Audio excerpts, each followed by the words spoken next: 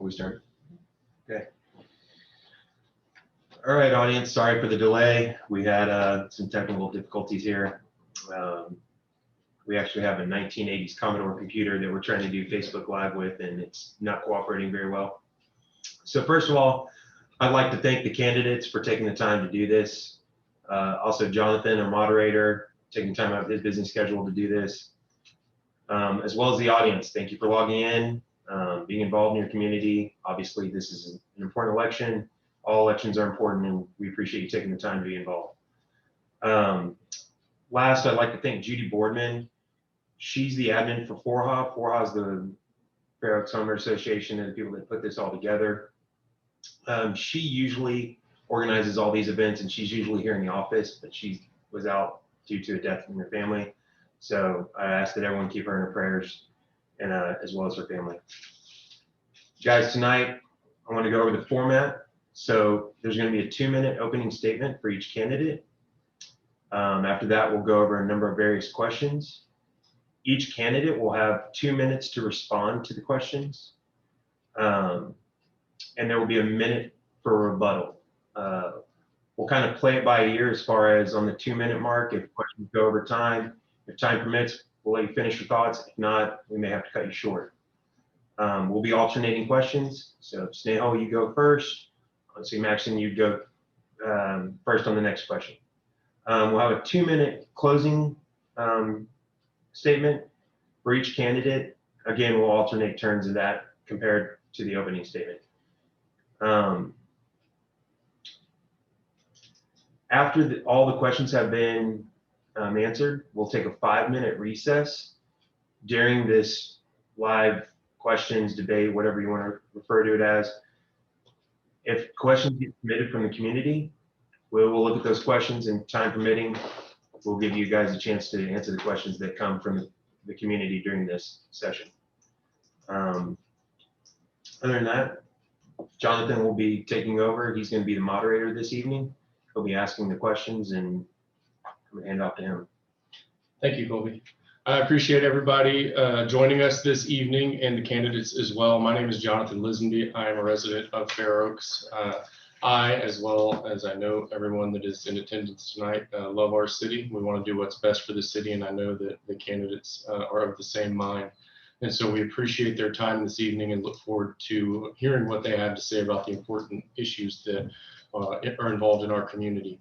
One note I wanted to make is that there was a little bit of a miscommunication, I think, in the message that was sent out in terms of the format, which indicated that there would be a 2-minute rebuttal, it was called, and I think that was meant to say closing statement. So like Colby said, we're going to have a 2-minute opening statement by each candidate.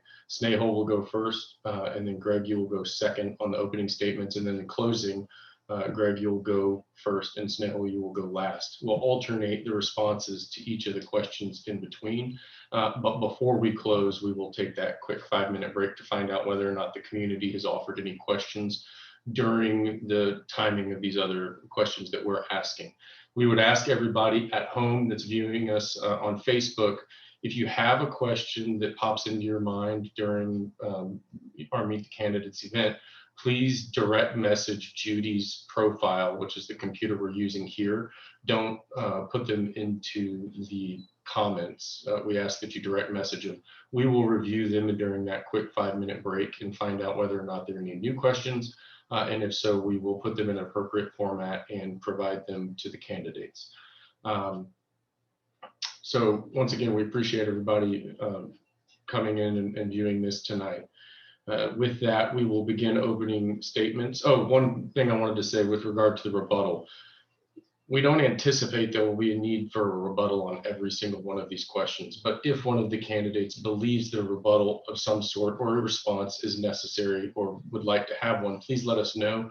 We'll give you an additional minute, and then we'll give the other candidate the opportunity to have a 1-minute response to that as well, just so it's even.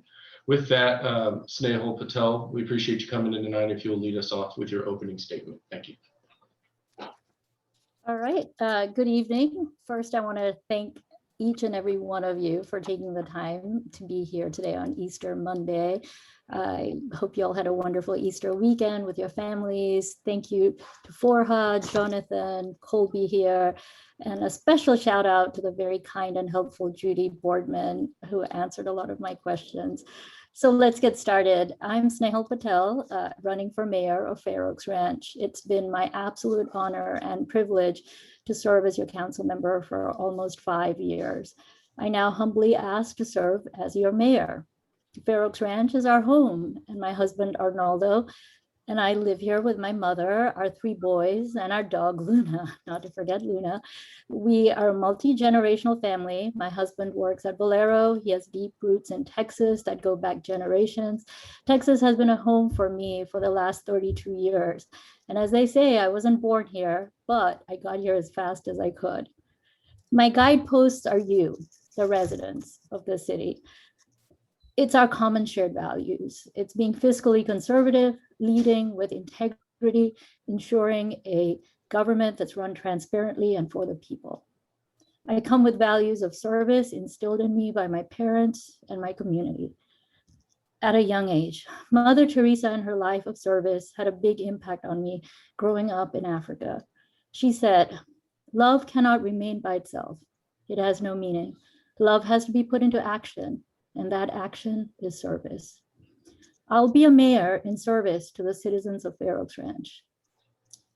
Together, we'll make connections, celebrate our families, work on common sense solutions that preserve our quality of life while holding the line on costly spending. I offer my fiscally conservative record on the council, my over 23 years of professional experience working closely with folks in oil and gas industry, Texas state and local governments on critical infrastructure issues, and my own personal values of leading with grace, respect, and integrity. Thank you. Thank you, Snell. Greg? Yeah, I'd first like to thank the Fair Oaks Ranch Homeowners Association for sponsoring this event, Jonathan for being the moderator tonight, and I'd like to thank Snehal for being here tonight also.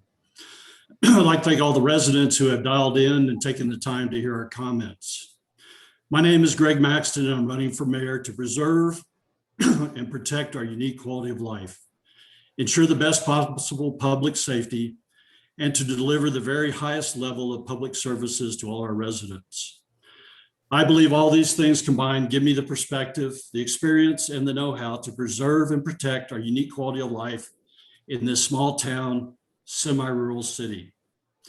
After retiring from the military, I started a small business in the construction industry, joined the local Rotary, and began volunteering on the city's Home Rule Charter Committee.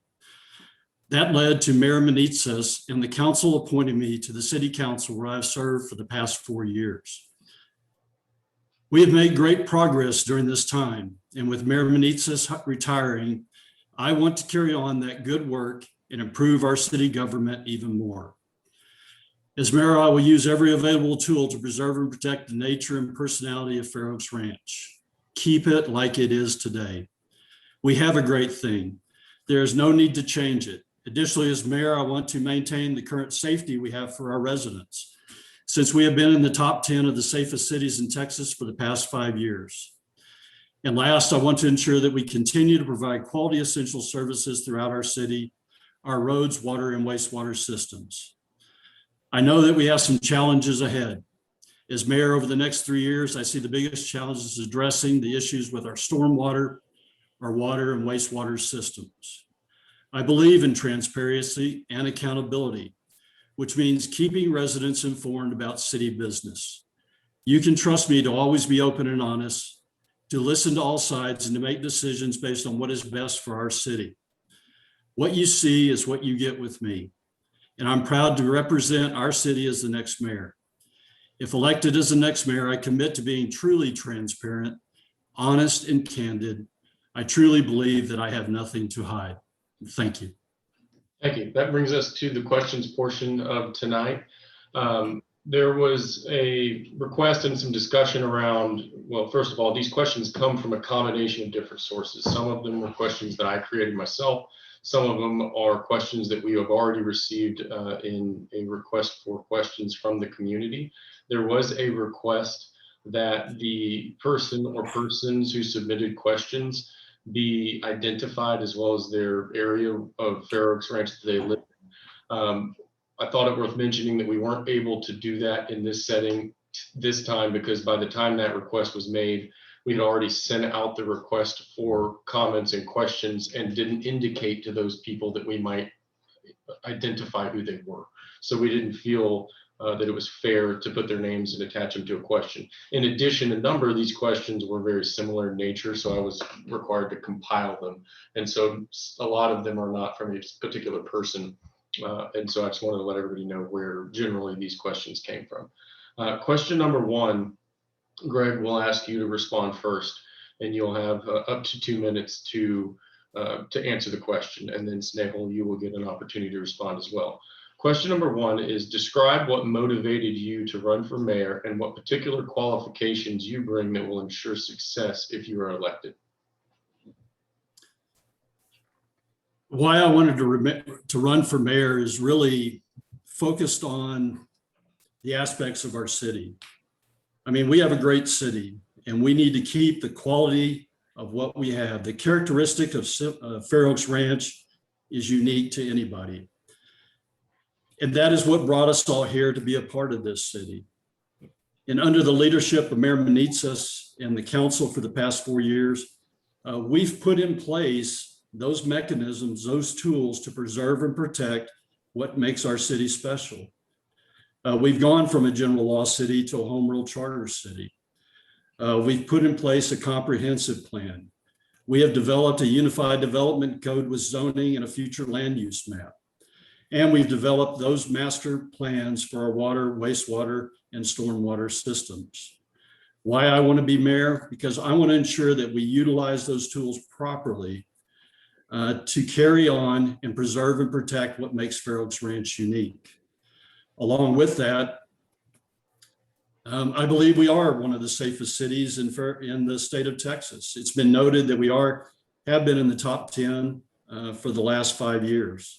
We've been number 2, 4, 8, 6, etc. We need to keep that trend going and keep a safe city. And then the last piece I talk about is our essential services. We owe it to our residents to provide top quality essential services. And as I mentioned in my opening statement, I believe this is one of the areas where we will see the biggest areas that we need to focus on over the next 3 years. We have some challenges with our water and wastewater systems, and we will need to focus on them. Thank you. Thank you. Snehal, do you need me to repeat the question? Yes, if you could. Describe what motivated you to run for mayor and what particular qualifications you bring that will ensure success if you are elected. Thank you. Okay, I'm off mute. So thank you, Greg. That was a great answer. And, you know, Greg and I have been on the council together on a lot of the initiatives he spoke about, and we worked together on zoning and the Uniform Development Code and setting the city for success. The reason that I am running for mayor is, first, as I said in my opening statement, this is our home. We truly love the city. And I feel that I have the skill set.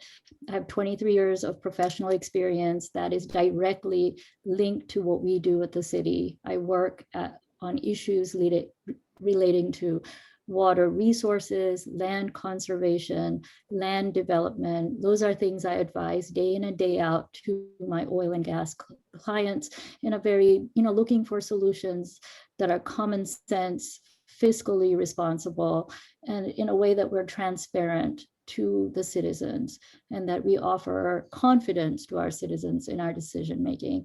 And so those are things that I feel I can offer to the city. It's the value add. That's what led me to apply in the first place in 2016 to be appointed where I was chosen out of 10 candidates.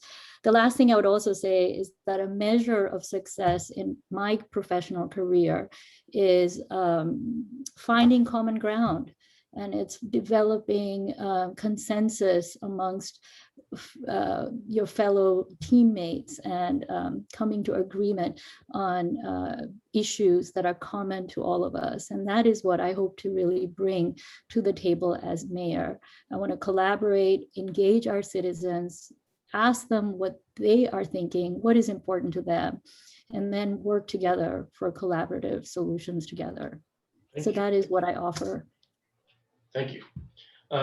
Question number 2, Snehal, this will be one where you start. And the question is, what are the 3 biggest issues facing our city at this time, and what will you do to address them? So the 3 biggest issues that I have already sort of highlighted on my patelformayor.org website is looking for ways to increase citizen engagement, which is basically transparency and being accountable in our government decision making. I want a government that is for the people. One of the things that I say all the time, and constituents have heard me say it, that sunlight is truly the best disinfectant. And so I do want a city that is open and that errs on the side of open government. When there's a question, they err on the side of open meetings, they err on the side of sharing information. So that's one thing. I want to bring accountability, integrity back to the city council. 2, Greg talked about infrastructure. We are facing a lot of critical questions about what do we do, but in our immediate horizon, we have $2.1 million in surplus. It's almost a third of our budget.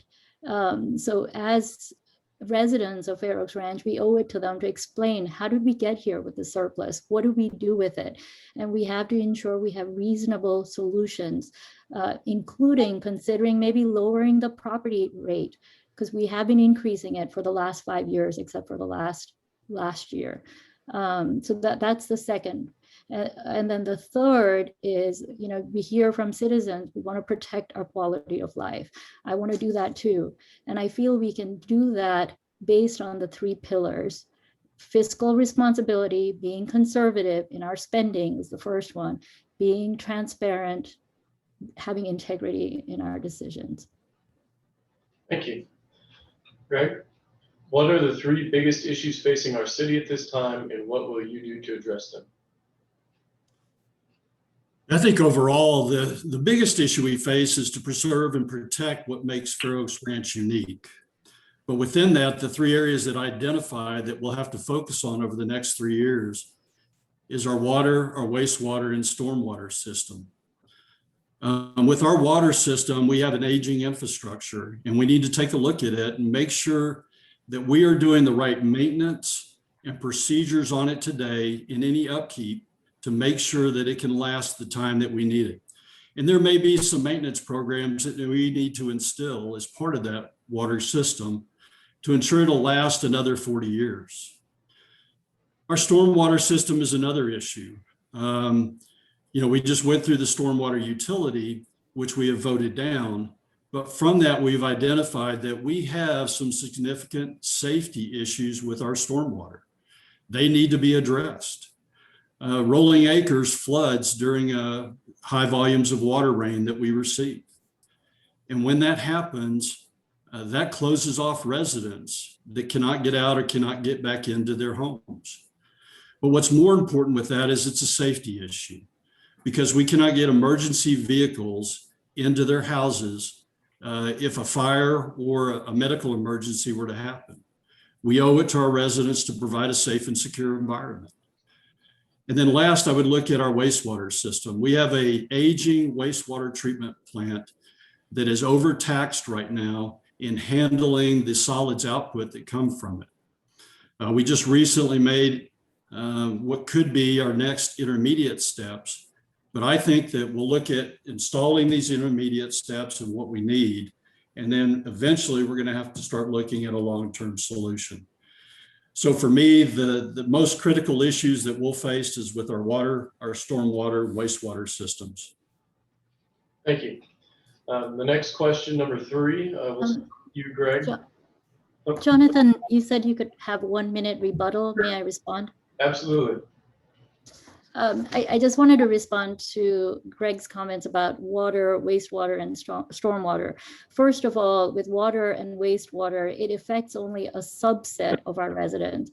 You know, Fair Oaks Ranch is quite complicated. We have people in Front Gate, Elkhorn Ridge that get their water through saws, the woods. We have people who are on well water. So the water and wastewater, I myself live in Raintree and I only receive water service from the city.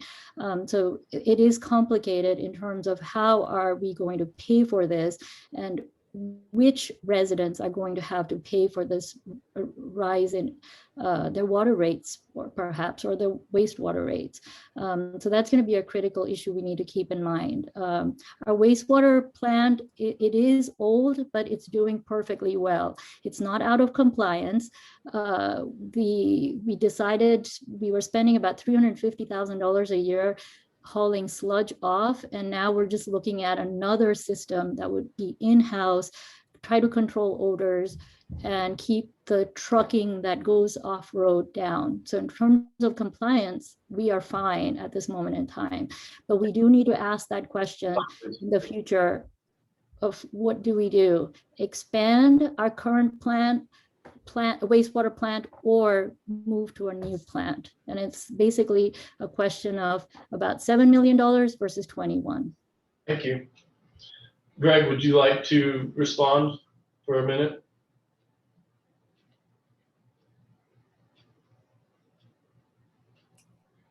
Well, I do note that not everybody is on all the systems that we currently have. But any updates or upgrades that are made to our water system are paid through our water utility. And that's supported by our water utility users. And the same for our stormwater. So, you know, those systems are paid for and the upkeep and the maintenance come from those facilities.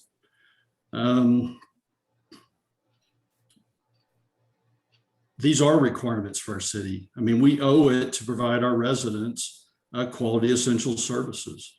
And when asked, I believe these are the three main areas that we'll focus on. We have some challenges that need to be addressed, and I think they're a priority. And that's all. Thank you. Okay. Question number 3, and Greg, this goes to you first. Have you identified areas in the Fair Oaks budget where you think we can save money without sacrificing services or amenities? I haven't identified any specific areas in the budget that we could save money on. What I do believe is one, that we can be smarter in what we're doing. I mean, as council members, we're entrusted with spending the revenue dollars that come from our taxpayers. And with that, we need to show that we're making the smart decisions so that we can earn their trust and confidence. We have had some, I don't know that we've had challenges, but I think that we could express better and communicate better to our residents on those topics and those areas where we want to focus and utilize our taxpayer dollars. Do I think we could do a better job? Well, yeah, we could always do better. And we've had a changing in our city structure.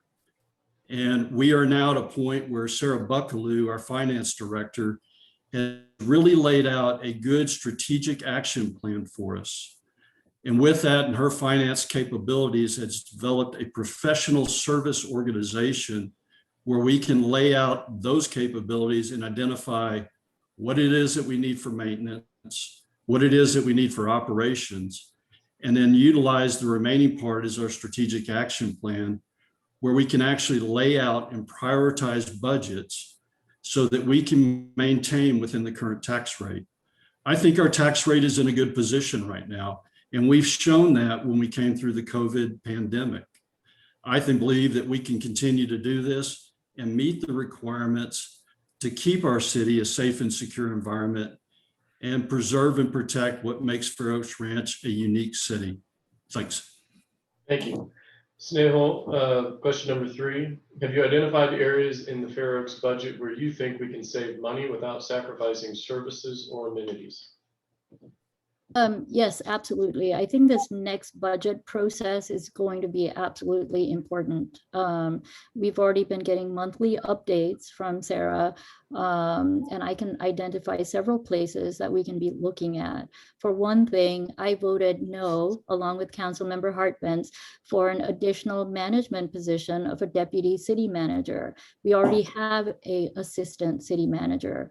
We do not need a three-tiered management structure that's a city manager, deputy city manager, and an assistant city manager, especially for the small city that we live in. Greg mentioned we are a small community. We're semi-rural. We don't have to be keeping up with the Joneses on this. So that's one thing. We've grown from about 50.5, FTEs. We're now at 75. That's a significant amount. So I will be saying no to any additional FTEs. Our police are already appropriately staffed. We always give them what they want. They're at 25 commissioned police officers today. So we're doing well on that account, providing a safe city for our residents. The last thing I would also say is the surplus. We have a $2.1 million surplus. Our budget is normally about $6 million. So that's a third. That's a significant amount. I think we should be looking to giving back to the residents because we are going to be raising taxes perhaps on the other side of things with going for debt issuance, with road maintenance projects that are coming up, with water, wastewater, stormwater that Greg talked about. So we have to be mindful of all of that. We can't keep taking from residents. We have to give back also. And I feel we can do this and maintain the quality of life that we have. Thank you. Question number 4. This question will go to you first, Snehal.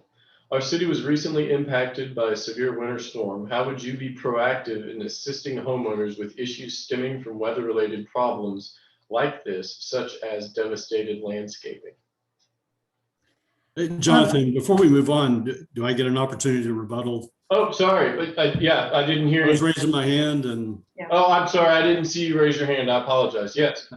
We'll go to question number 4 after you have a minute to respond. yeah, I apologize. But Snehal mentioned that she talked about the deputy city manager position. And one thing I'd like to correct, it doesn't create a 3-tiered system. It creates an additional level to help our city manager with the workload that he has. Right now, he has 9 directorates reporting to him, and we know that is beyond operational, optimal management style. The second piece I'd like to point out is that Snehal mentions that she voted against the deputy city manager position. And on January 20 or February 4th, I believe that is accurate, you did vote against it. But on many occasions during our budget cycles, you voted for it. And then on January 21st, you voted for it. And then on January 29th, you decided to run for mayor. And then a week later, you decided to vote against it. So, I mean, you have voted for it. And then at the last minute, after you decided to run for mayor, and now you've made the decision that you're fiscally conservative and you voted against it. I think you ought to be transparent with what you're saying. Thank you. Yeah, would you like to respond? Oh, of course, of course. That's hitting it pretty early on, Greg. All the gloves are off, I guess. Fiscally responsible. I have an entire list of things where I have not voted for the majority. I voted no last year before I ran for mayor to funding the most expensive, well, no, that was November 2019, to funding a water tower site that is on a piece of land that we don't even own. And it's the most expensive option. Greg picked that. Greg also picked to continue funding a wastewater study with GBR and Borne that would bring all of their waste down to us in Fair Oaks Ranch. I said, no, we do not want the odors and we do not want Borne's sewage in Fair Oaks Ranch. I don't want to become known for that we hold the regional wastewater plant. That would not do well. I also asked for a pause on non-essential city council spending during the COVID-19 crisis. You can listen to that in the April meeting. I said it's time to tighten our belts. That was last year. I said it very clearly. And even then, the council, including Greg Maxton, voted for the Civic Center architect. He voted for continued look at compensation for our employees when 22 million Americans were out of a job at that time. Thank you. So no, I take offense to that. And then in terms of saying I voted no to the deputy position, that was a budget amendment that came to us. Snehal, thank you. You're quite over your time on the rebuttal. We're going to try to keep these short. There were a lot of incorrect statements he made. I had to correct. Okay, well, we're going to try to keep to the time allotment that we have, and in your closing, if you feel like you need to handle some of those, you can certainly use your time for that. All right, so question number 4, which I already read, but I'll read it once again. And Snehal, this goes to you first. Our city was recently impacted by a severe winter storm. How would you be proactive in assisting homeowners with issues stemming from weather-related problems like this, such as devastated landscaping? So that's a great question. I come from a background of 23 years with oil and gas, government services, where I've handled emergency response situations exactly like this. I was working at Harris County when we were hit with Hurricane Ike. We had, 21, you could fill up debris could fill up 21 stadiums, Reliant stadiums. That's how much we had to deal with. So I know how to work with emergency response situations. In this case, the mayor is in charge of emergency management. So Mayor Manitzas was handling it. I was contacting Front Gate residents, the Woods, Elkhorn Ridge, offering them things at our own house. But over and above that, coming from my oil and gas background, I know that when you don't have water, there are other ways you can deal with it. Water trucks, for example. So I was talking to Tobin, what can we do to bring water to these residents? They are residents, even though they were getting water from SAWS. We can't shut that off. The third thing I would say is an option I know from my own professional experience is interconnectivity. We did not have an emergency interconnection between our water utility and SAWS. So that's something I feel like we should be looking for in the future, that if they run out of water or they're having issues, we can open up a valve that can direct some water over to them. So I think that's a solution that we need to be looking for in the future. And then you talked about landscaping, and that I've got to tell you, I had to pull out all my 15-year-old rosemary bushes. So not sure how I can help there, except to say we're going to have to replace them. So that's what I have to mention. But, growing plants that are hardy, I think that's the decision we're making as a house. How can we be prudent and conservative and anticipate future issues that may come up? Greg, question number 4. Our city was recently impacted by a severe winter storm. How would you be proactive in assisting homeowners with issues stemming from weather-related problems like this, such as devastated landscaping?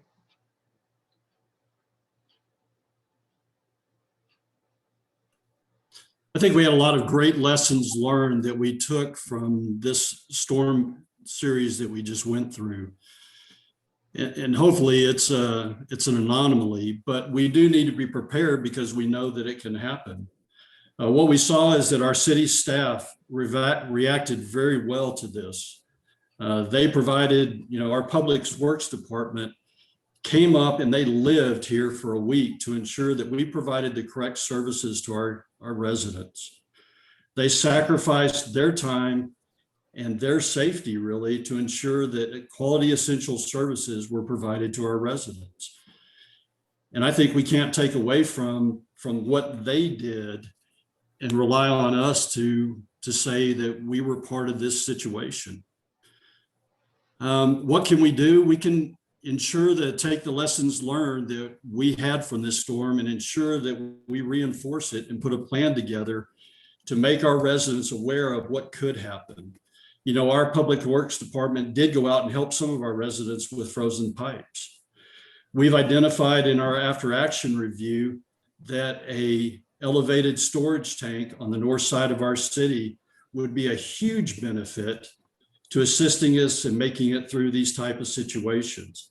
And not only would it provide water to our north and central zones, but it would take the load off of our water plants to the south to ensure that the south of our city still continue to receive water. So I think the lessons learned that we have gained from this, we can utilize to better prepare ourselves for the future and assist our residents to make it through better if this storm were to happen again in the future. Thank you. Jonathan, I wanted to rebut that if I could. Okay. Is it okay just to hold my hand, like raise the hand, or how best would you like us? It's fine. Okay. I wanted to just, I agree with Greg on all the hard work that our city workers, our police put forth in this climate. I did want to address what he said about the EST. We had a very high level briefing by staff. I asked specifically at that time, have we done a root cause analysis? That's what we do in oil and gas industry. When I worked at ExxonMobil, when a system breaks down, which it did not in this case, our utility worked perfectly fine.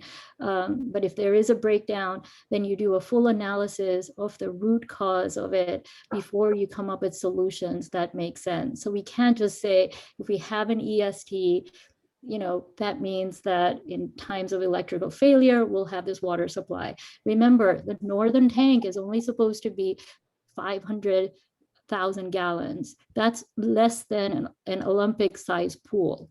That would not, if we had a failure, that would not be enough to keep our city going for even, a day. Time, sorry, go ahead. It's okay. Greg, would you like to respond? Yeah, just what I would offer is that we did go through an after action review. And one of the primary points that was brought out is, yes, if we did have an elevated storage tank on the north side of our city, it would have supported the north and the central portions, which would allow the systems that we had on the south side of our city to continue to provide water service. Did anything fail? No, but we were potentially on the verge of failure. And we could have stayed well away from this if we would have had an elevated storage tank in place. Thanks. Thank you. Question number 5. This one will start with you, Greg. The question is, we hear a lot about limiting growth in Fair Oaks to keep things the way they are. Understandably, plenty of folks want to move here. And given that growth is inevitable, what vision do you have for the ranch to help it retain that small town country feeling while at the same time building infrastructure ahead of that growth?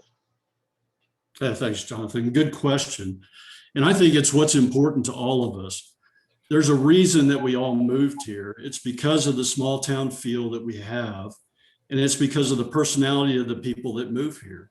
And both are linked. We want to keep the nature of what we have as part of our city, but we want to keep the personality also. And if we lose one, we'll lose the other. So how do we keep what makes us unique, our small town, semi-rural feel? Well, if it were up to me, or if we could we just stop development? But that's not an option. We're a property rights state, and property owners have the right to work with developers to sell their property. So what leverage do we have? Well, we've put those tools in place over the last 4 years. Going from a general law city to a home rule charter city, and then putting in a comprehensive plan, a unified development code, which then also provides zoning and our future land use map. The key is that we have to manage development, and we have to keep it so that these tools will provide that ability so that we can manage it and maintain that semi-rural nature feel that everybody wants as part of our city. What we need to do is see that development is coming, plan for the future, utilize the tools that we have, and ensure that we do it correctly. And one of the keys that everybody knows about development is once it happens, it's permanent. And so we have to get this permanency correct the first time and keep our city the way it is, the way it was meant to be, and the reason that we all moved here. Thanks. Thank you. Snehal, question number 5. We hear a lot about limiting growth in Fair Oaks to keep things the way they are. Understandably, plenty of folks want to move here. Given that growth is inevitable, what vision do you have to help it retain that small town country feeling while at the same time building infrastructure ahead of growth? So the vision that I have, and I share that often, is when I drive into Fair Oaks Parkway, if I'm returning from San Antonio or somewhere else, I really do get this sense of, I'm in Fair Oaks Ranch, right? And so the vision I have is in 30 years, we'll become an oasis and there will be urban growth all around us. And the city itself will stay the way it is.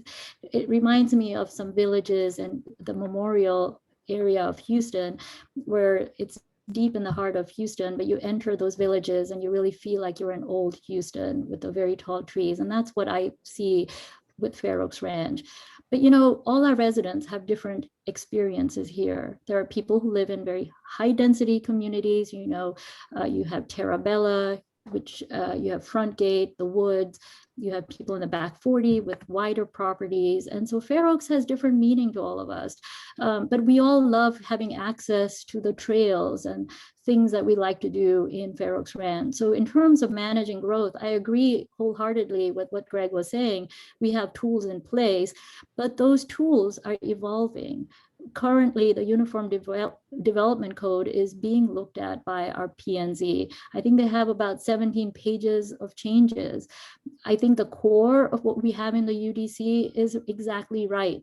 What we've done to protect against development is put down exactly what type of development will go in our city. We have a map for that. So we've taken the kind of the complexity out of it. But at the same time, we have to be open-minded. In the past few years, we've gotten variance requests. For example, somebody wanted to change the residential designation to commercial to run a equine equestrian boarding facility. And we said, yes, you know, use like that is part of Fair Oaks Ranch. It would be the look and feel of it. So if there are ways we can bring commercial entities that fit the Fair Oaks Ranch concept, I think we should, because we can't just depend on the backs of the property owners and the taxes that we rely on.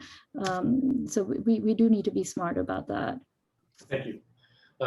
Question number 6, we'll start with Snehal. Capital projects are a necessity of city governance. Describe your process for identifying whether a need exists to undertake a major capital project, excuse me. That's a great question. I'm actually on the Capital Improvement Advisory Committee. I've been on it since 2016, and that's exactly what we do, is look at the list of the projects and whether or not we should proceed, you know, onward with them. Personally, when I look at these projects, I look at it from the view of my own experiences. I look at it from an economic standpoint on whether it makes its cost benefit analysis shows us that we'll have a return on our investments in the future. How is it going to be in the best interest of our city? Are we going to be unduly impacting our city residents in a negative way? How is it going to impact the bottom line of our residents? And how do we balance that with the needs of keeping this community the way we'd like to protect the quality of life that we all enjoy? So those are difficult balancing questions, but at the heart of it, I treat the city money as my own. I am very conservative and prudent in how I spend my own money. You can see the Hondas that we drive.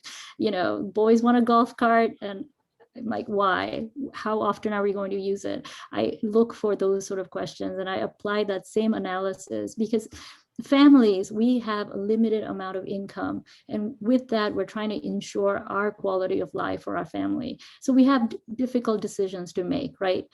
And those same decision-making applies in the context of the city. We have a limited pot of resources and money to deal with. We can't do everything we'd like to do. How do we make those decisions? For me, it comes down to cost-benefit analysis, looking at it from an economic standpoint, and then balancing it with, you know, the values of this community. Thank you. And listening. Thank you. Question number 6, Greg. Capital projects are a necessity of city governance. Describe your process for identifying whether a need exists to undertake a major capital project. You're on mute. Greg, you're on mute. Yeah, I got it. Thanks. It's a great question because we do have several items that have been presented to us of capital projects that we need to take a look at. And I agree that, yeah, there is a cost benefit analysis that we need to look at. And some of those projects do present themselves as a payoff in early years. I mean, if you look at the elevated storage tank compared to a hydrodynamic tank, there's probably a break-even point at about 12 to 15 years between those two solutions. So which one is the better solution and which one provides the most capability to our city? Those type of issues have to be evaluated. What I would say is that Sarah Buckaloo and her finance team have provided extremely amount of wealth to us in the ability to evaluate projects. As I talked about earlier, we take our operations budget and our maintenance budget, and what we have left over is a strategic action plan budget. And as we get these projects in, the first thing we need to do is prioritize them. And it's prioritized based on safety to our residents, providing quality essential services, and then maintaining that semi-rural nature of our city. I mean, that's really the characteristic that we want to stick with, but safety being the priority. Well, with Sarah and the finance team and what all they can provide, we can now forecast that out. We can forecast it out a year easily now, and we're moving into 2 years. And we will move into a 5-year budget cycle where we can see out what it is we can do as part of our city. And there are areas that we do need to maintain. And so we need to focus on those requirements and ensure we maintain the capability to support our residents from now and into the future. Thank you.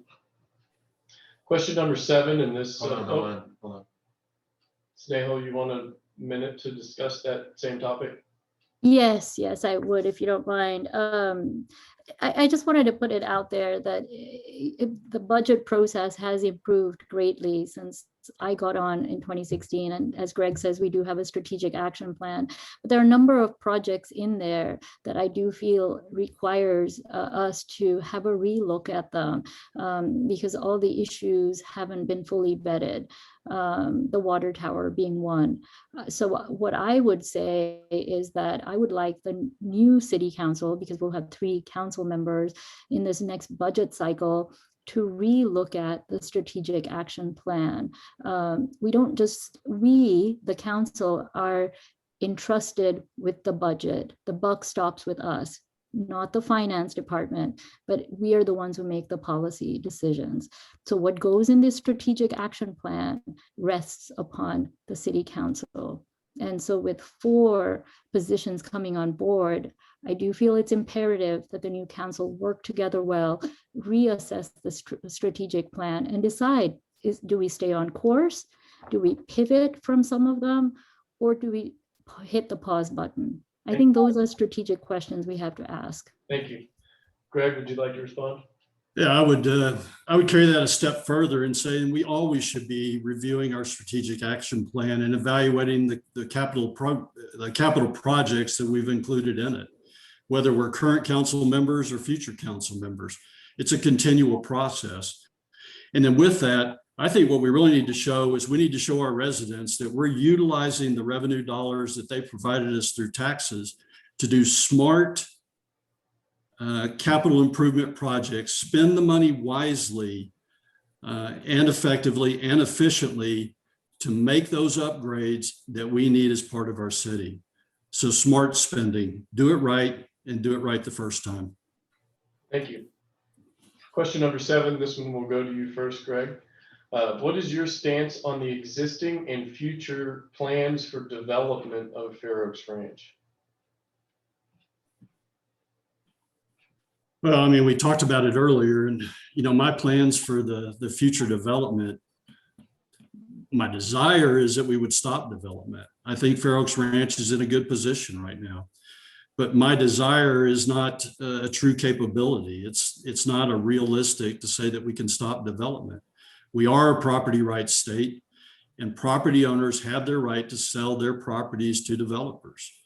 What we have to do is utilize the tools that we've talked about previously to effectively manage that development into the future so that we maintain the characteristic of Fair Oaks Ranch. That's what makes us unique. That's what stands us apart from other cities. And that's the reason that the majority of people move here. We moved here and not even knowing what Fair Oaks Ranch was, and looked through the Borne area and outside of Fair Oaks Ranch, but kept coming back to Fair Oaks Ranch because there was something unique about it. It's the unique semi-rural, small town feel that we have here, and the people that are associated with it. They're open, they're friendly, and that's what we need to keep. But future development is related to that. And if we do not use the tools that we have available to us and effectively manage that growth, we will lose the characteristic of why everybody moves here. And with that, we'll lose the personality of our city. Thanks. Thank you. Snehal, number 7, what is your stance on the existing and future plans for development of Fair Oaks Ranch? Well, on the existing and future development, as I said earlier, we already have made some policy decisions and we've mapped out where we want development and what type.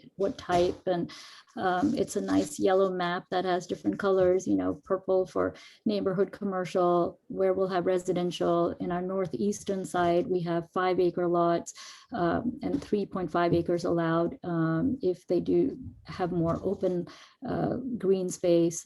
So we've contemplated all of it. What we need to do now, though, as I said before, the UDC is being reviewed. It does have many, many pages. We want to make sure that our regulations are legally defensible, that we are being protective, as Greg was saying, of property rights.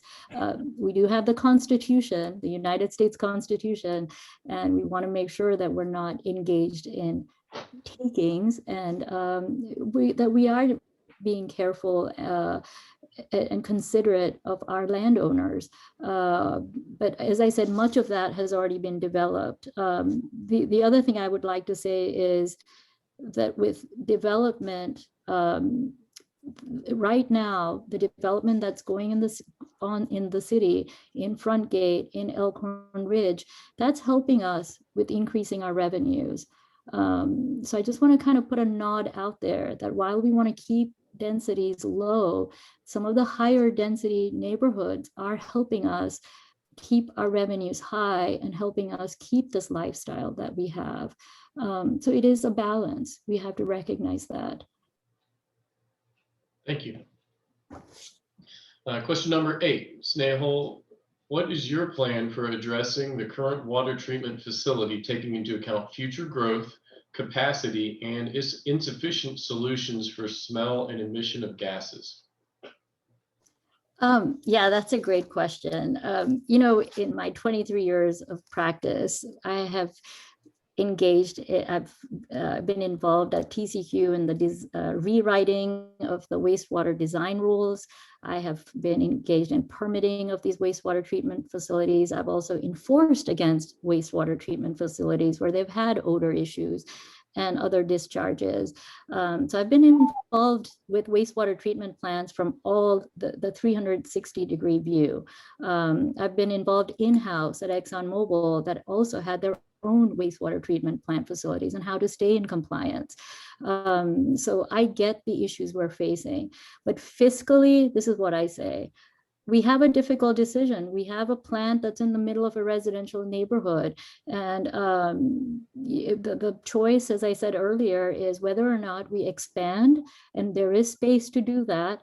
And it would be about $7 million in 2018 dollars, or the estimate for a whole new plant in a property that we would have to buy in some other area potentially, or use existing city facilities, $21 million. So that's quite a difference. So if we can find ways to offer cost-effective solutions at our existing plant, that is what I would go for. What I would also like to propose, what I have seen in refineries that I have worked on, where we have citizen action groups, what they call along the property lines. So people who live in that community, what I would like to do is form a citizens group. So if there are going to be issues with the plant, we notify them. We have regular meetings with them. We sit down and say, what is it that we can do better? And then the third thing I would say is that we're now in the process of buying this new equipment where all the sludge will be handled inside the steel container, and hopefully keep the odors at a minimum. There is technology to limit odors. So if we can do that and keep our costs down, that would be what I would recommend. But the skill set that I bring, I think I'm very well equipped to handle these questions and ask hard questions of consultants also. Thank you. Question number 8 to you, Greg. What is your plan for addressing the current water treatment facility, taking into account future growth, capacity, and insufficient solutions for smell and emission of gases? Greg, you're on mute. Greg. I got it. Thanks. Yeah. We do have a 40-year-old plant, and that plant was upgraded at some time to handle additional capabilities about, I don't know, 15, 20 years ago. What we're finding now is we can handle the input that comes into our plant. The challenge is the solids handling that comes out of that plant. And the odor, well, the solids go into drying beds, and the challenge we have right now is we don't have the capacity to put everything on drying beds. And that's where the smell is coming from. And those that live in that area, or if you play golf on the golf course and you're on number 4 Live Oak or driving down the parkway, I mean, you can smell it. And for a couple months, I mean, the smell was pretty intense. My belief is what we need to do is find an intermediate solution. And I think this Vilute water press system that we've started looking at, it may be a good answer for us. And it'll eliminate the drying bed portion of what we have as part of our wastewater system. And I think that's a good direction that we're going in. We're going to pursue it. We'll see what comes from it. But then beyond that, we need to get that in place. And then we need to look at the long-term solutions. And can we utilize the current system that we have and upgrade it to handle the capacity that we may have in the future? Or do we need to look at another site? I don't know those answers right now, and it's not something we've really dived into to understand. But I do know that we need to get an intermediate solution in quick to handle the solids that we have on ground, and then we'll take that into the future to determine what our long-term capabilities are and what we need to do as part of a long-term solution. My belief is we just need to look at it and make smart decisions and communicate that to our residents so that they understand what it is we need to do. Thank you. Question number 9, Greg, you'll start off with this question. And we've talked a little bit about development already tonight, but there's been a lot of questions from the community about what considerations go into determining whether infrastructure costs are borne by the city or by developers. Can the city shift the burden to develop infrastructure required by development onto the developers? And if so, should it? Well, the quick answer is yes. I mean, as we're working with developers share the burden in that cost to hook up our utility systems to their development. And that's all part of the workings of going through the P&Z. I mean, once a developer comes in, he'll identify a piece of property that he wants to work with. And he'll put his plans or plat together, which will be presented to our Planning and Zoning Commission. And a lot of that cost is borne by the developer to help us hook up our utility system to him. So if we have to move water lines to bring it closer to him or to where the development begins, yeah, the developer is going to share in that cost. And do I think that's proper? I do. I think it's something we ought to work with developers on.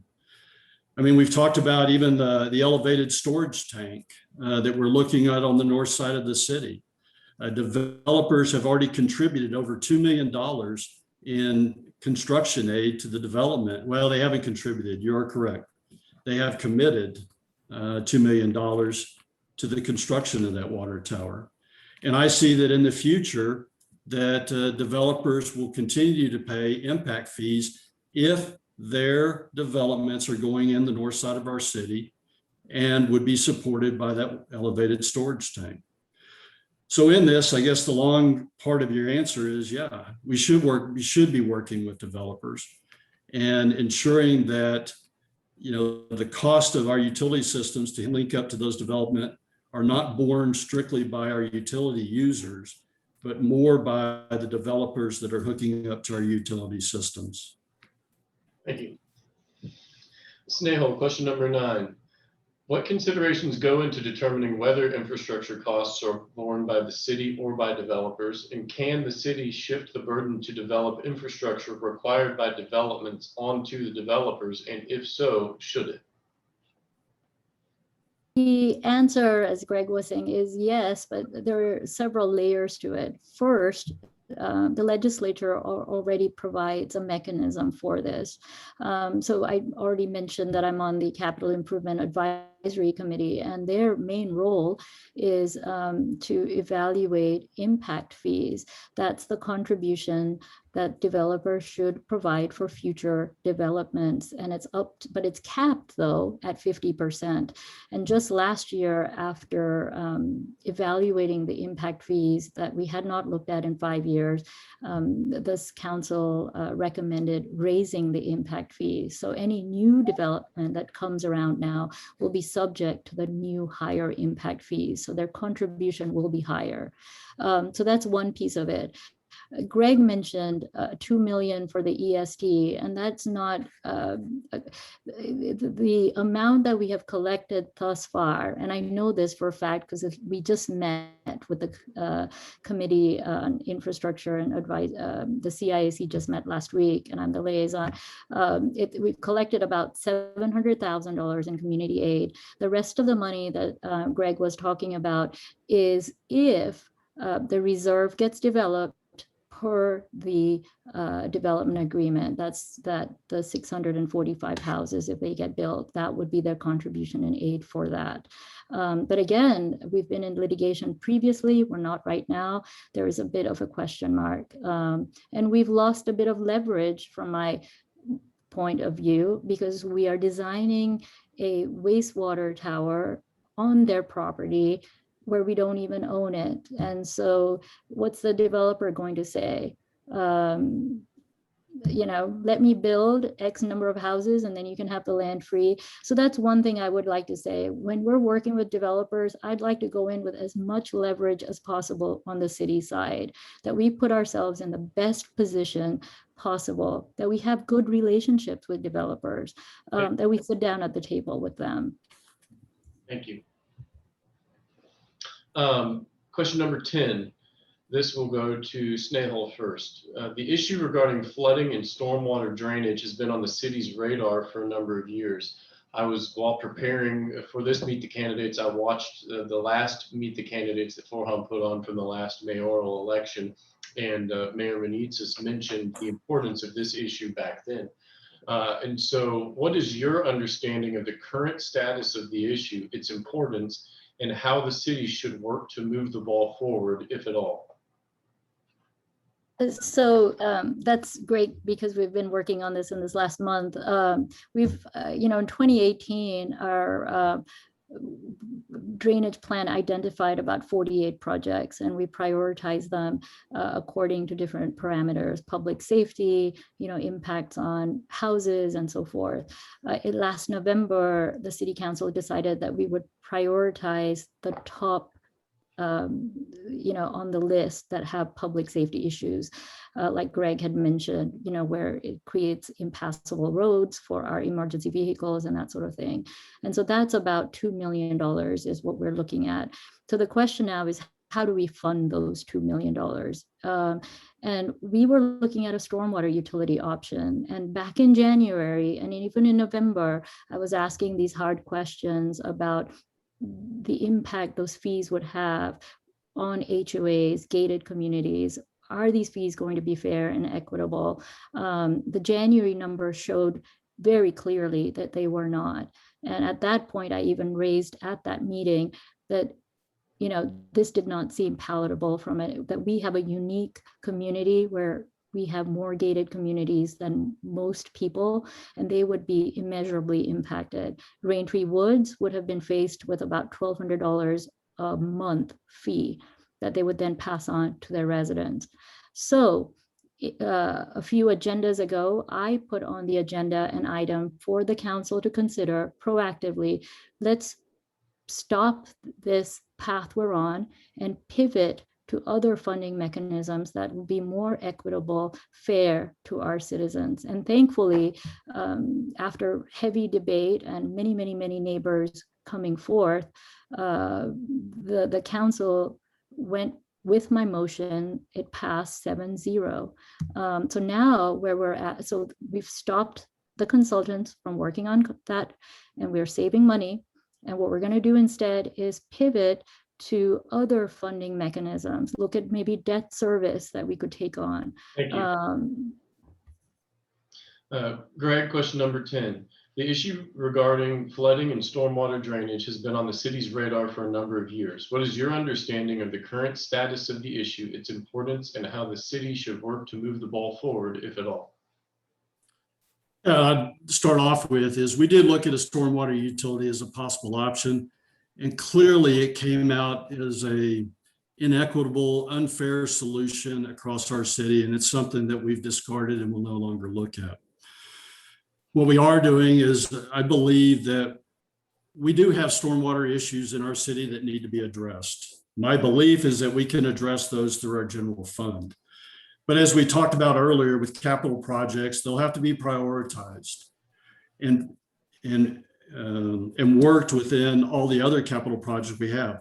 But several of these are safety issues. I talked one about earlier where we have flooding on the north side of our city. And where Post Oak Creek crosses the road creates a safety issue. That safety issue is that we can't get fire trucks or emergency vehicles, ambulances back to residents if an emergency were to occur during a storm event. We owe it. We owe it to our residents. We owe it to our city to ensure that we do not put them in unsafe conditions.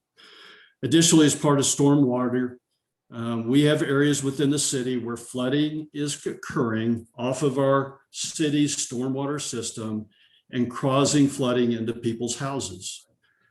And if that is the case, then I believe as a city, we have a responsibility to correct that. You should not be waking up in the middle of your night with an inch of water in your bedroom because of stormwater. And if that flooding is coming off our city's stormwater system, then I believe we should fix it.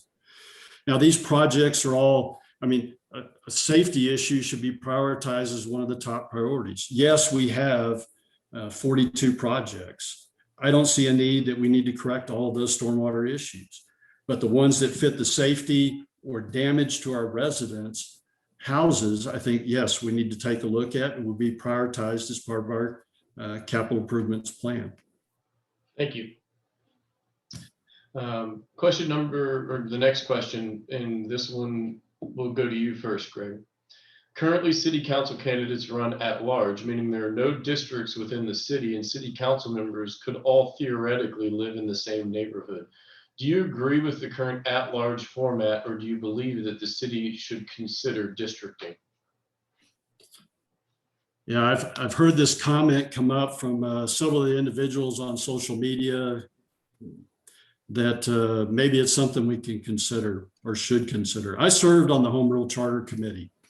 I heard the discussions and we went through this and talked about should we be divided into districts or should all the council members serve at large? And the overwhelming majority, if not all, agreed that we should serve at large.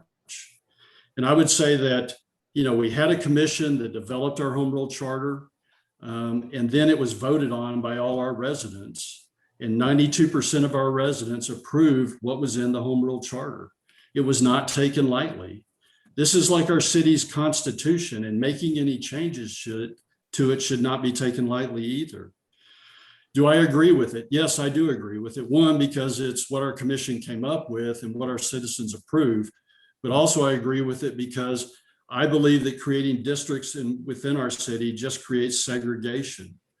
And I believe that every council member that serves on council should have the full impact of what occurs across our city as their concern and not just within their district. So to prevent any segregation and to prevent and to encourage council members to be involved as part of all aspects of our city, because it is all aspects that make us unique and not just certain entities. So yes, I agree with the way the current charter is written, that we should serve at large and we should not be district as part of what we do as part of our council. Thank you. Snehal, question number 13 to you. Currently, city council candidates run at large, meaning that there are no districts within the city, and city council members could all theoretically live in the same neighborhood. Do you agree with the current at-large format, or do you believe that the city should consider districting? I think, again, that's a complex question with a lot of parts to it. And I'm not going to just say because it's in the Home Rule Charter, we should think about it. I think it definitely has merit in the sense that look at the current council and where folks live. The higher density neighborhoods along I-10 are not represented at all. And they have very different concerns than those who live over in Back 40. So how do we make sure that their concerns are being listened to? So that is something we need to keep in mind.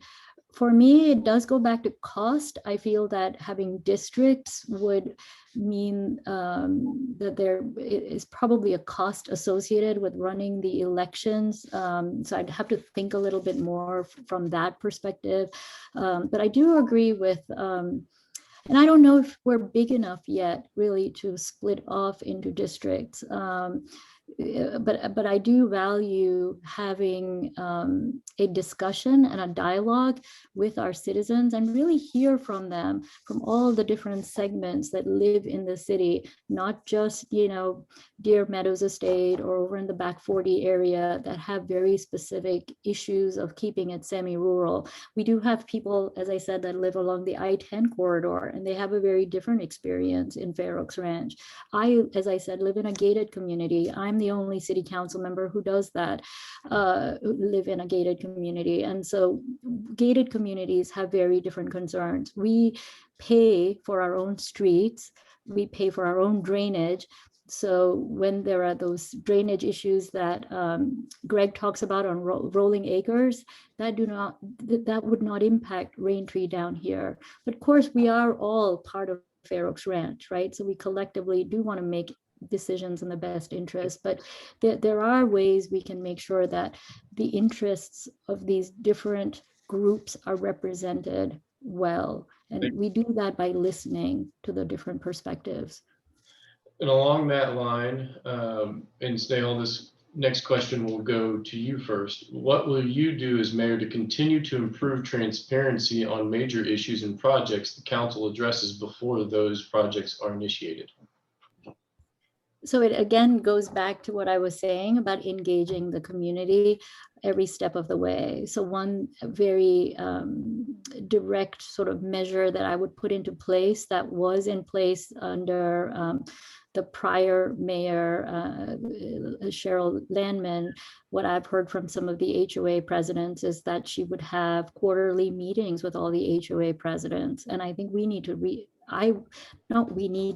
that as mayor, if you all vote for me and I'm chosen to be your next mayor, I would implement that we have a sit down on a quarterly basis with all the HOAs and talk about issues. I would do the same with different residents groups.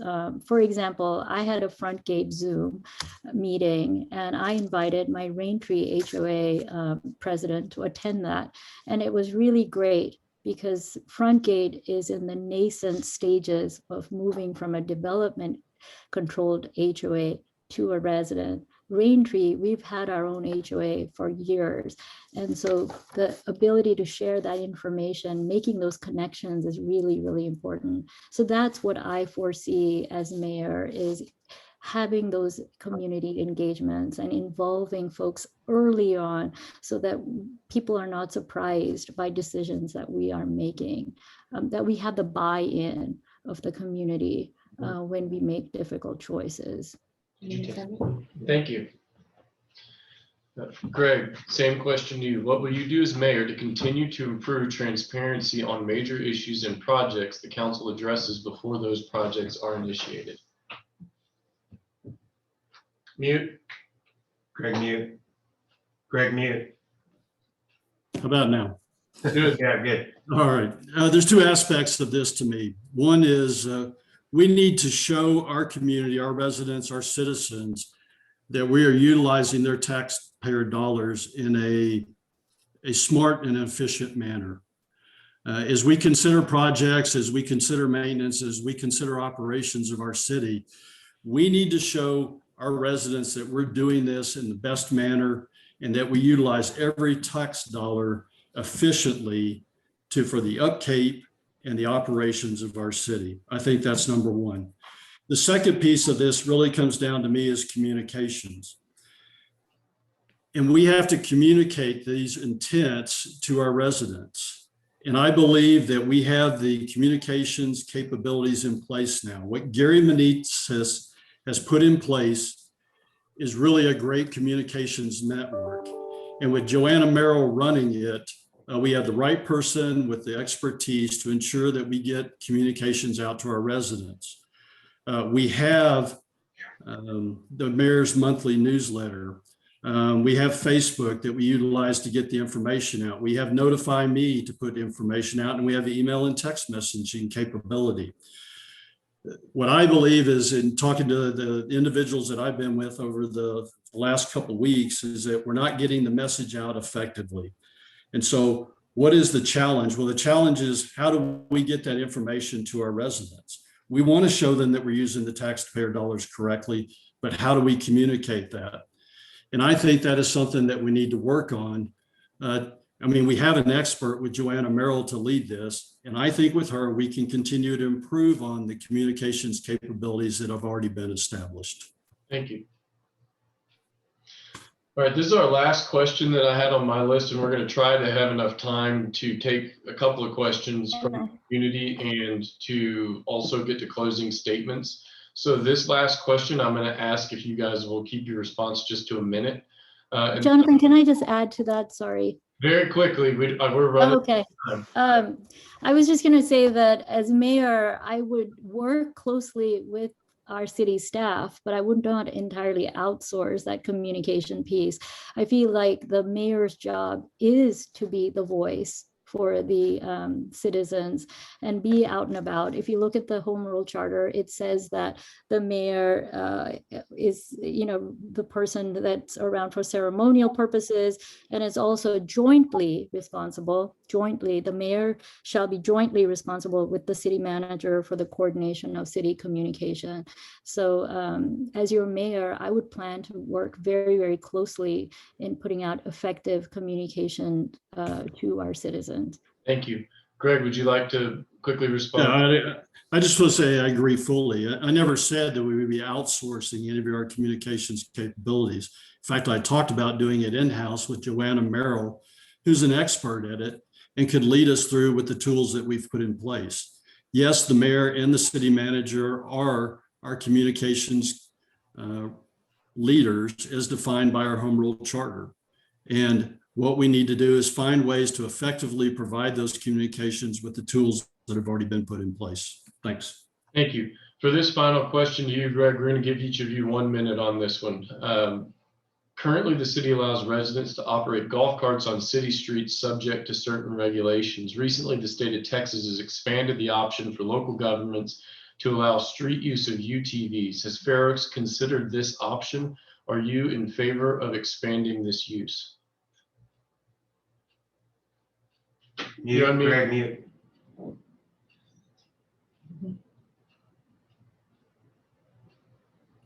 There we go. Not sure that I fully understand your question. I mean, we are authorized to use golf carts on our streets. Texas law laid out the specifications for it. And then previously, we've, as a council, we went through and identified those requirements so that we could utilize golf carts on our streets. Are you saying that this has been expanded, so we want to use all-terrain vehicles and all sorts of other requirements on our streets? I'd have to take a look at it. I'm not aware of what you're speaking about. Could be worth consideration at this time, but right now, I support the golf courts. I think we're doing the right things by it. And if we can do the right things with UTVs, then it'd be worth considering. Thank you. Snehal, currently the city allows residents to operate golf carts on the city streets subject to certain regulations. Recently, the state of Texas has expanded the option for local governments to allow street use of UTVs. Has Fair Oaks considered this option? Are you in favor of expanding this use? So first of all, if the state law has authorized it, then we wouldn't be able to differ from them. State law, is the one that preempts us.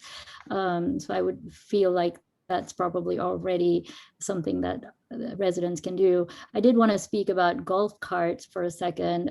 When that had come up, again, we had put in some requirements for the additional triangle and issues that come under the state law. And a lot of our golfers use golf carts not to cart around the coffee shop or go to school, but like my neighbor here, he just goes to play golf and then he returns. And so he's barely on the city street crossing over from the Rain Tree subdivision to go into the golf course. So what I had proposed is to have a tiered system for that second group that only uses it for playing golf. And that was something that Greg Maxton did not vote with me on, or the rest of the council. But that's an example of things I've done for the city, where I've listened with open minds, open hearts to see what can we do to be less burdensome. We've now come to the closing segment. I will briefly say that we have received a number of questions sort of here right at the end, and we are out of time. So we're going to go straight into closing statements by the candidates. But we will put these in a format that we can post somewhere and get them to the candidates. And if they feel as though they would like to respond to them somehow, then they can be free to do so through their own communications channels. Snehal, since you went first on the opening statements, Greg, you will do closing statement first, and then Snehal, you'll conclude for us. So 2 minutes for closing statements, Greg. Yeah, thanks, Jonathan. And thanks, Snehal, for the discussions tonight. It's been very well. When I look at this, what makes me stand out above my opponent, that I would be a better mayor for our city. And the first thing I would look at is I have 30 plus years of leadership experience. I've led large organizations in the military from 20 personnel to 2,500 personnel. I know what responsibility is when you stand at the top of an organization and have responsibility for everything that's underneath it, which is your personnel, your resources, your budgeting, the safety of all operations that go on into it. And you have no peer. You are there by yourself accepting that responsibility. And I have been in those situations and have had that experience. I don't know that my opponent has ever had those type of experiences. And I'm not sure that being mayor is the best place for her to start to learn what leadership really is. I have extensive experience in planning from low level to strategic level. And I've learned a very great capability, which is to listen to others and what they have to say, and to understand where it is they're coming from. And I work well with groups. I've learned to listen, as I mentioned, but learn to listen to what they have. And honestly, as part of council, do we need to agree with everything that comes forward? And I think that is even, I know we should not agree. We should have some disagreement and differing of opinions, because that provides opportunities to us. And then the last thing I would offer is, my opponent has offered that, she's a proponent of change and has looked at changing the home rule charter and other avenues. I'm a proponent of keeping the road the way it is, keeping the course, maintaining Fair Oaks Ranch, our essential services, and safety to our residents. Thank you. Snehal? Thank you again for this wonderful opportunity for our residents to get to know us. And thank you, Greg, for your service to our great country. Today, the question for you residents is, who's the best fit for Fair Oaks Ranch? I have a proven record of proactive leadership in our city government through my initiatives and my work in substantive council committees. I don't vote 100% of the time with the current mayor, but I carefully evaluate each decision from an economic point of view, balanced with the best interest of the community. When you visit my website, patelformayor.org, you'll find that I have a vision for the city that preserves our great quality of life, but one that's built on the pillars of fiscal conservatism, integrity, and transparency. Every resident deserves to be heard, and that's how we understand the perspectives and the needs of the people in our community.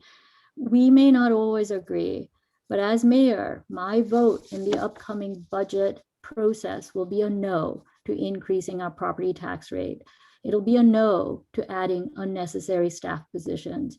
We have an unprecedented $2.1 million surplus that I've talked about, a third of our budget usually, and we need to work together to manage that surplus, explain how we got there, be open to reasonable options like lowering the property rate. Decisions like this require a proven, experienced leader who understands economics, regulatory requirements, consensus building, and knows the hard questions to ask. I am excited to bring my professional experience, and I invite Greg to go look at my website to talk about the leadership that I do bring in. I'm not going to go into the attack mode here. I bring my professional experience to bear so we can take decisive steps to stay the course, pivot, or hit the pause button when a plan is not cost effective or has not been fully vetted. As Ronald Reagan said, trust but verify. That principle holds true for every city project that commits our limited funds and resources. Thank you. If it will unduly burden our residents, it's not the right fit for our community. I will serve with grace and integrity, and I promise to do right by you every step of the way. I humbly ask for your vote. Thank you so much. We appreciate both of your time and for answering the questions that have been provided this evening. Okay, And thank guys. you. Sorry. Yeah, thanks guys. We appreciate it. Obviously this is a long time. We didn't get a break for recess or anything. So unfortunately there's a lot of questions that didn't get answered. We'll figure out some kind of format. I don't know, but we'll figure out something to where we can post it online. You guys can answer the questions and continue this. There's a couple of bucket list items. April 14th is another meet the candidates for city council. Audience, we hope that you would work this and log in and look at that as well. April 24th is shred day for Forha. If any of you guys are interested in that, you can check out our webpage, go to Facebook, look at our social media. Audience, again, thank you. I'm sorry we ran out of time. I know there's a lot of questions that didn't get answered. Again, we will figure out some kind of format and we will send out an email here shortly letting you know what we're going to do moving forward and how we can get those questions in answered. Guys, again, thank you. Jonathan, thank you for the time this evening. I think that's all we have for tonight, guys.